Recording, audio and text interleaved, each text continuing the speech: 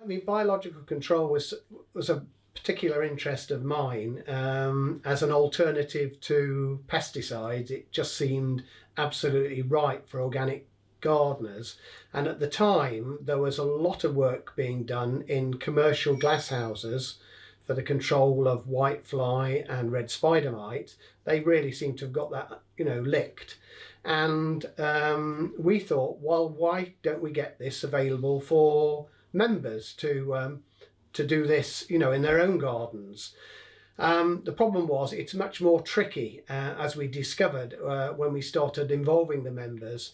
For the first few years, it was just a question. It wasn't really a members experiment. It was just a question of members, buying the whitefly parasite and the red spider predator from the suppliers, trying it out, seeing how they got on, and then writing into the organisation with their experiences. And I remember that quite a few people, had problems with this. For instance, somebody wrote and said that they thought they were going to have an infestation of whitefly in 2 months' time, so they bought the predator in advance so they'd be prepared, and then not knowing what to do with it, they popped it in the freezer and then were surprised when nothing happened because they killed it. So we did have some quite interesting experiences with members, but over the period we were able to refine it, and then we managed to talk to a company that was able to produce a gardener's pack that was actually tailored for gardeners so that they could use it easily. And ever since then, of course, it's the standard way now that gardeners do control whitefly and red spider in their glasshouses.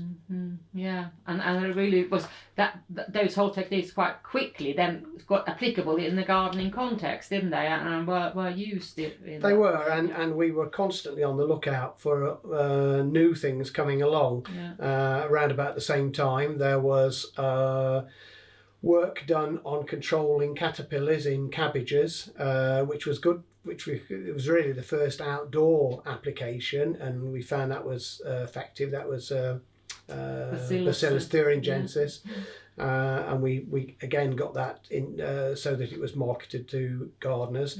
And we had a period as well where we were working with a parasitic fungus called trichoderma, which had been used successfully in the control of silverleaf disease in plums, and we were hopeful. We thought the manufacturers thought it might be able to be successful against Dutch elm disease, which at the time was raging throughout England, and it seemed as though nothing could stop it. And so this was in the late 70s then? This was in early 80s? Yeah, this was late 70s, early 80s, and it involved a wooden plug which had been impregnated with the trichoderma fungus, which was inserted into a pre-drilled hole in the bark of the tree, and these were done as a sort of helix around the tree, with the idea being that the sap in the tree